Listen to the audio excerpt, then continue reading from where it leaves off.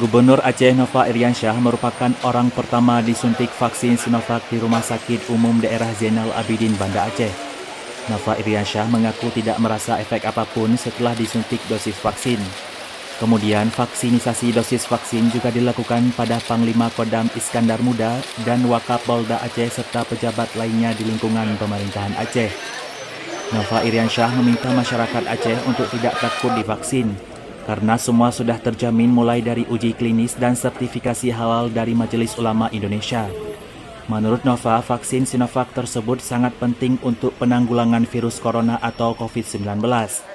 Tahap awal vaksinisasi dosis vaksin untuk Provinsi Aceh diprioritaskan untuk 56.450 tenaga kesehatan. Selanjutnya, vaksin juga diberikan kepada pelayanan publik seperti TNI Polri yang berjumlah 365.394 orang. Terhadap rakyat, ada undang-undang yang mengatur tentang hal-hal seperti ini. Nah, makanya saya menghimbau, kalau rakyat menolak, tentu undang-undang melindungi itu juga.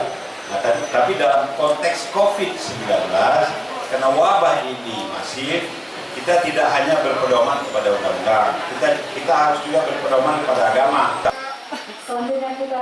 Sementara itu, pada gelombang kedua, vaksinisasi dosis vaksin dilakukan kepada masyarakat rentan usia dan para pelaku usaha esensial yang berjumlah hampir 3 juta orang. Berdasarkan data saat ini, jumlah pasien terkonfirmasi COVID-19 di Aceh mencapai 9.002 orang. 944 orang diantaranya masih dalam perawatan, kemudian 7.689 orang dinyatakan sembuh dan 369 orang meninggal dunia. Dari Banda Aceh, tim liputan melaporkan.